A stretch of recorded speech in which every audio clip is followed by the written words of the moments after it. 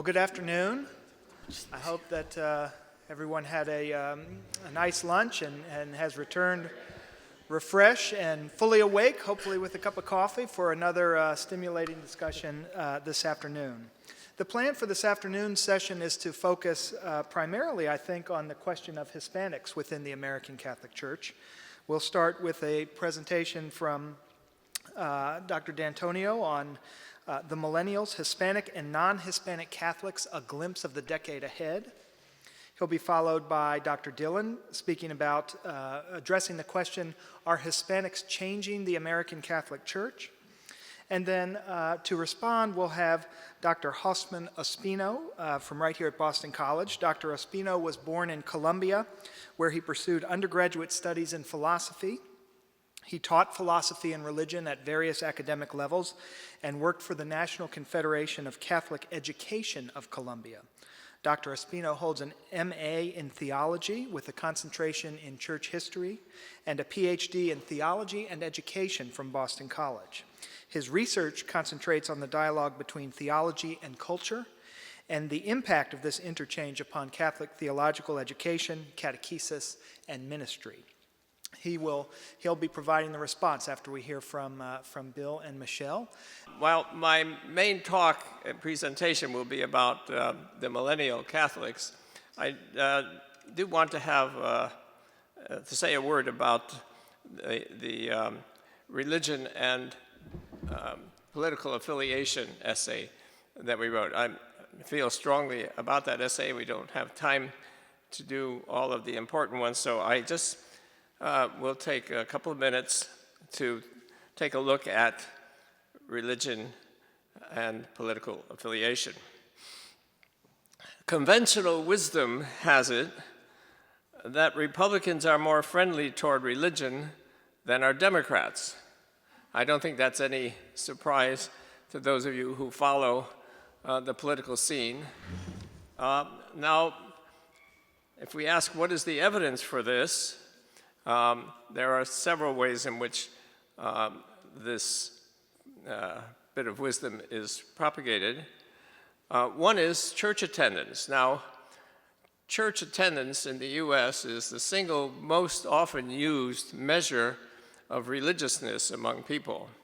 And there's no doubt that among churchgoers, the evangelicals probably lead the pack with a church attendance rate that's around 50%. The other measure that is used to determine the degree to which Democrats are or are not as friendly to religion as Republicans has to do with what are usually called the social moral values. Now, you will notice that these social moral values do not include concern for the poor. These values are narrowly defined. I'm not making this up. I'm observing what has been the case and what continued to be the case last fall in a panel in which, indeed, the issue came up about whether Democrats were less friendly than Republicans, and several people in the press there agreed that that was the case. But these values are narrowly defined as pertaining to a strong position opposed to abortion, opposed to homosexuality, and in order to preserve family values, abstinence only before marriage. Now, these are strongly held positions by people who speak of these as the crucial social moral values. Now, the evangelicals are certainly characteristic of those who attend and support those values. Well, what about Catholics? In our two studies that have included political party affiliation, 2005 and this year, we have found no difference between Democrats and Republicans in mass attendance. So if that's a measure of difference among Catholics, there is no difference. Nor is there in the percent of Democrats or Republicans who are married to Catholics in the church and whose spouses are Catholic. In fact, there's a whole host of items that I decided to refer to see where the differences lie that would clearly indicate that one party or the other was apparently more friendly to religion than the other. But even on the questions dealing with the locus of moral authority, that's one of the important essays which we have not had much time to discuss. The locus of moral authority in the church, does it rest with the bishops, the church leaders, with the individuals using their own conscience, or with some dialogue between them? We have had this series of questions in our survey from the beginning, and what we have discovered over time is that over time the differences among Catholics have disappeared, and whether you are a Republican Catholic or a Democratic Catholic, you are very similar in your view of where the locus of moral authority should rest, and that is, it rests with the individual conscience. So there are differences, however. I'm not trying to act as if there are no differences, but the differences occur when we ask about support for abortion or opposition to abortion, and to their position on homosexuality especially. Republicans are different from Democrats in these areas quite clearly. When it comes to questions like concern for the poor, more government funds for health care for poor children, cutting back on welfare programs or continuing to support welfare programs, Democrats are more supportive of government aid, not in cutting back. Now, whether or not that ends up that they actually get more government aid, the point here is that our Catholic Democrats have supported these consistently. And despite ups and downs, when there is enough support in Congress, these bills are passed. So what we then have is a picture where we have real differences in these areas. It seems fair to say, now this is a question whether this is a strictly social scientific statement, Republicans are in their pro-life position much more pro-life in the prenatal stages of life. I find Democrats to be much more pro-life in the postnatal stages of life. Happily enough, the fact is that both Democrats and Republicans in our survey are in agreement that one of the things they like best about being Catholics is that they can disagree with church teachings while still remaining loyal Catholics. And probably that's the wisdom that I have obtained. Now, whether that will lead to changes in the way in which the press thinks about moral values, I'm not sure. But I did challenge two pressmen. I asked them how often Jesus urged them to get to the synagogue on Friday evening versus how often did he urge them to care for the hungry, provide clothing for the naked, housing for the homeless. My recollection is that that's what Jesus did most of the time. And I would suggest that those be incorporated as values, and maybe in the next survey we'll see how they test out. Well, now on to the millennials, Hispanic and non-Hispanic Catholics, a glimpse of the decade ahead. I'll begin with the demographic profile found in page 22 of the newspaper. If you were using the paper, it's table 10, and I've divided it into several slides. While the non-Hispanics in the table are said to be 55% of the total among those ages 18 to 31, actually, we should have separated out the 5% of the 55 who are African American Asian American, Native American, or others, so that the actual percentage difference between the Hispanic generation of millennials and the non-Hispanics is 50 to 45. Now, when we look at married status here, we see that a higher percentage of Hispanics are or have been married. A much higher percentage of non-Hispanics have not yet been married, 62%. I don't think that's surprising anymore among young millennials who are still in the marketplace looking for jobs and still waiting to mature to real adulthood. At the same time, when you look down and look at living with partner, you see that 27% of the Hispanics, but 12% of the non-Hispanics acknowledge living with partner, not their spouse. This, by the way, is a new item in the recent issues of the survey of the census, and people seem to be able to respond to it without any concerns. The female-male differences over time have varied: 52-48, 53-47, 49-51.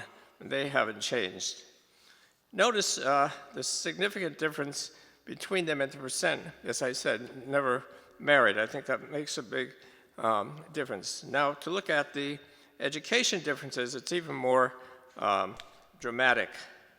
3 in 10 of the Hispanics in this generation have not completed high school.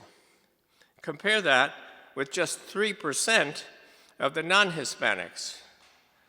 By comparison, then, in 1943, just as an example of how things have changed, when I graduated from high school, yes, in 1943, it happens that a majority of my classmates did not graduate from high school. It was not common. It was not until after World War II that 50% of Americans of high school age graduated. But they entered a marketplace that was much more geared towards semi-skilled, unskilled labor. And at the time, as a matter of fact, that we graduated, many of them who did not go directly into the military went into the arms factories in town, requiring very little skill.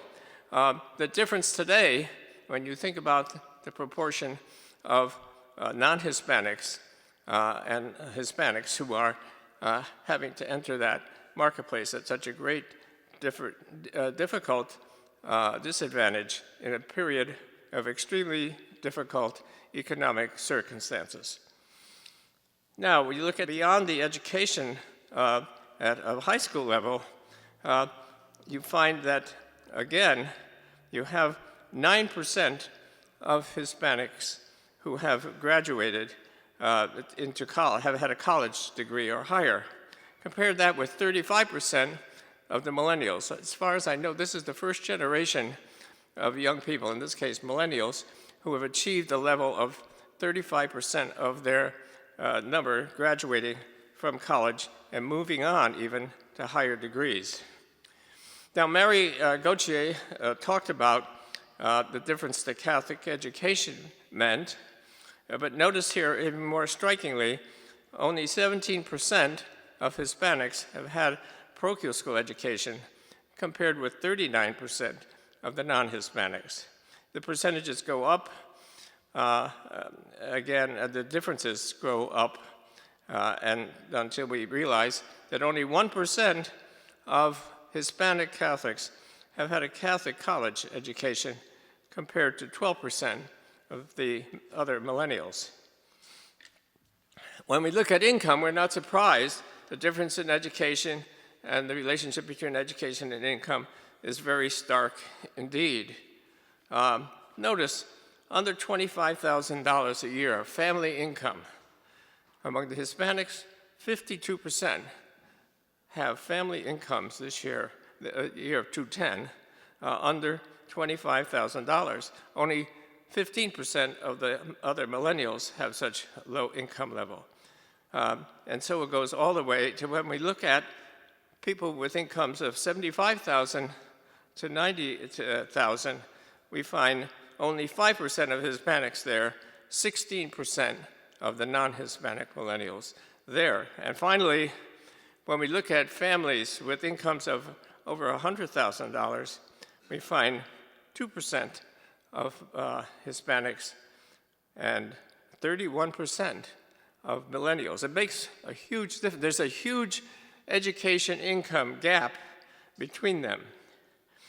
Now, when you look at party affiliation, you won't be surprised, perhaps, that Republicans have attracted 25% of the Hispanics to them. 71% of the Hispanics identify either strongly, not quite so strongly, or they are leaning Democratic. 4% declare themselves independent. On the other side, among the non-Hispanics, you probably won't be surprised to see 55% identify themselves as Republicans, 43% as Democrats, and 2% as independent. The education and income are so closely related and linked that we're simply not surprised. And when we look at the party affiliation, perhaps whether it's justified or not, they continue to look, and this survey was done in the spring of this year, to the Democrats as a possible source of support for them. I wanted to turn now to the importance of Catholic identity among the two groups here. I know that Michelle will shortly take a broader look at the differences among all Hispanics in our surveys, but I'm focusing here strictly on the millennials. It's not surprising that Jesus' life, death, and resurrection still come out on top as the most significant item of personal Catholic identity. Helping the poor comes in second, for whatever that means. They're concerned that this is an important part of their sense of identity as Catholics is still strong. Mary as the Mother of God, much stronger among Hispanics than among non-Hispanic millennials. And the sacraments, such as the Eucharist, marriage, and other sacraments, also continue to be seen as vital in the way in which they see themselves. The Church's opposition to abortion is stronger among Hispanics than it is among the other millennials. The devotions such as the Rosary, adoration of the cross, these are also much more strongly supported by Hispanics. And having a regular daily prayer life, further supported more by Hispanics than the other millennials. We see here that the four core beliefs that have been consistently held by Catholics across all surveys, by gender, generation, continue to be held even by the youngest generation of adult Catholics.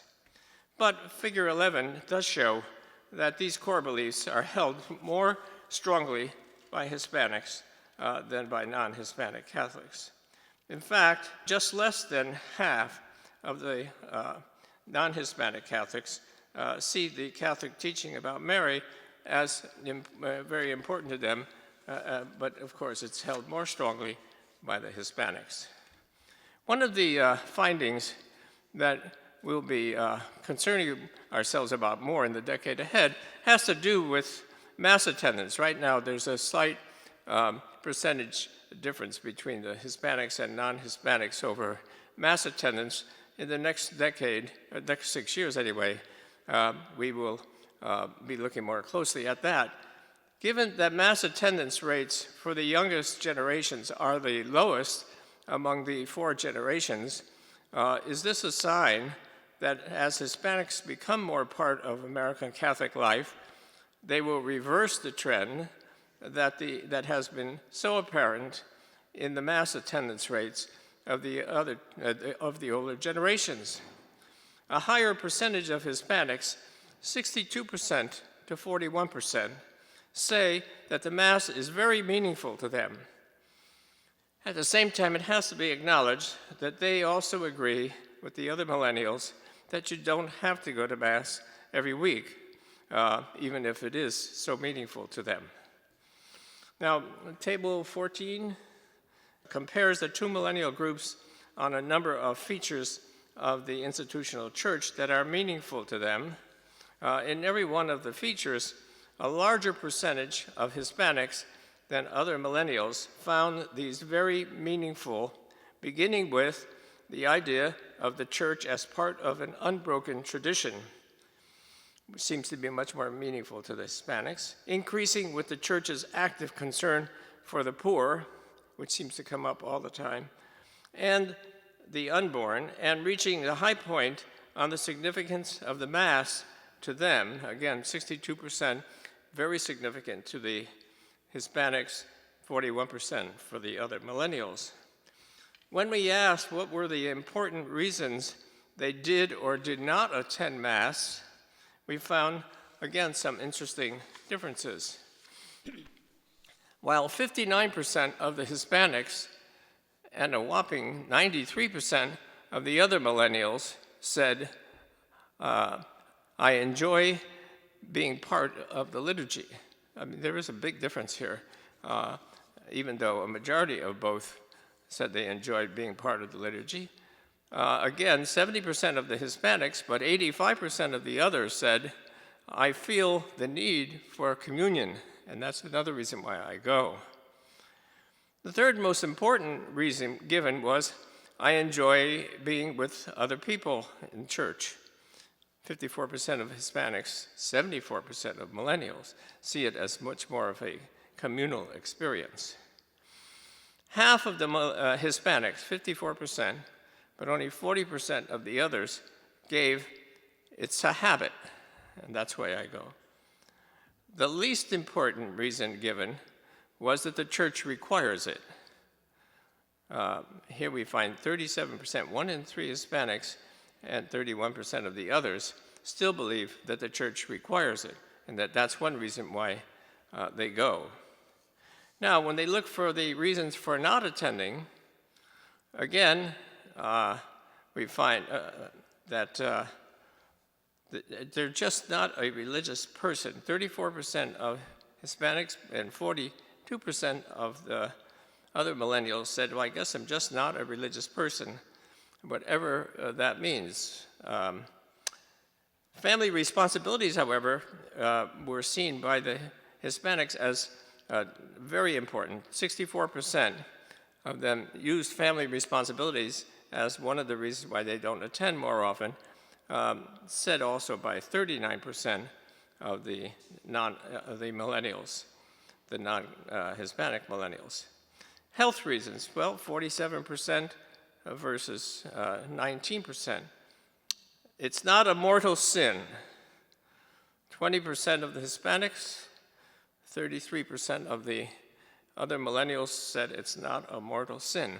And again, you might have missed that announcement from the altar when it was said out loud. I haven't heard it yet, but apparently enough of them are concerned that it's not a mortal sin, that that's a reason for not having to attend more often than they do.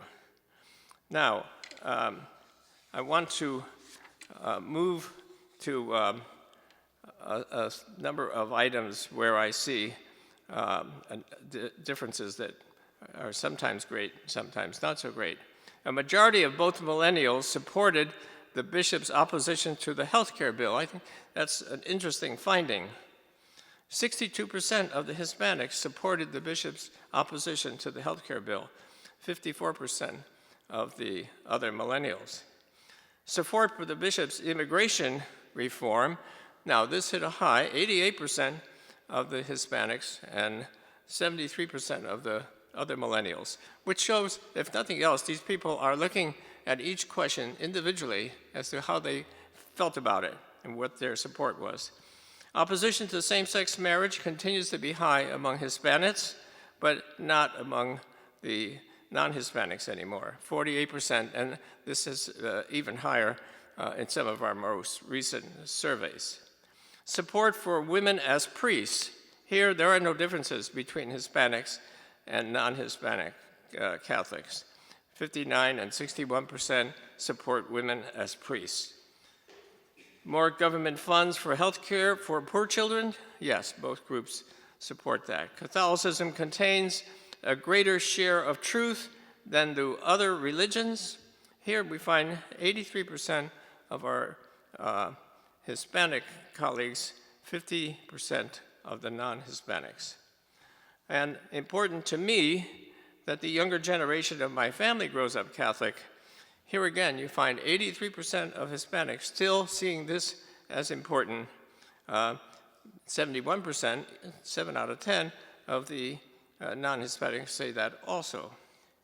When asked what features of Catholicism were very meaningful to them, the following responses indicate several areas of difference, especially regarding the importance of the Mass. The Church's active concern for the poor, the Church's willingness to stand up for the unborn, the Church as part of an unbroken tradition, and the papacy. They may not always live up to this meaningfulness as in practice, but in the setting, they do distinguish themselves from the other millennials.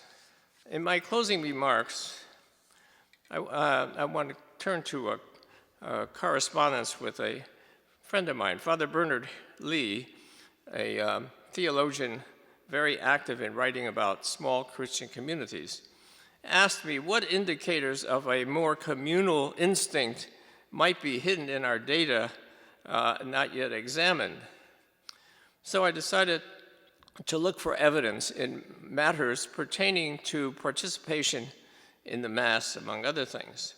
Hispanics were about as likely as non-Hispanics to have been lectors, Eucharistic ministers, and ushers or greeters, 14%, 11%, 12%, and a bit less likely to have been involved in music ministry. Well, for some reason, I thought they might have been more involved, but the percent who I acknowledged being involved was 9% to 18% for the non-Hispanic millennials. But then I found the following. 6% were or had been part of a Renew program. 4% of the non-Hispanics were active in Renew. 9% and 3% respectively are or were members of intentional Eucharistic communities. These small communities that have a certain degree of autonomy run themselves. 28% said they were or had been members of Hispanic Latino communities. It happens that 2% of the non-Hispanics also said they had been members of a Hispanic community.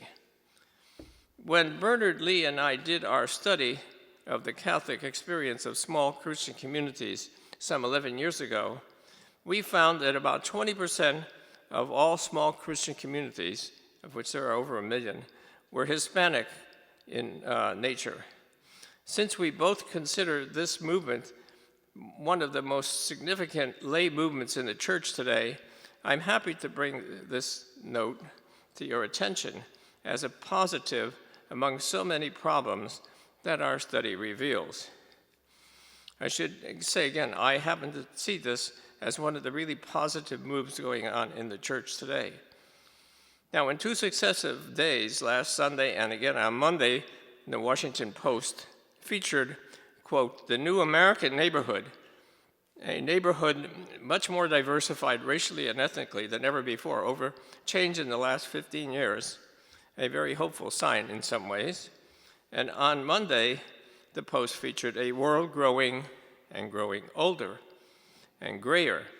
The world officially hit the 7 billion mark on Monday. Again, the potential for the growing Hispanic population is hopeful, but to fulfill that potential, they will have to overcome a tremendous and growing educational handicap. Whether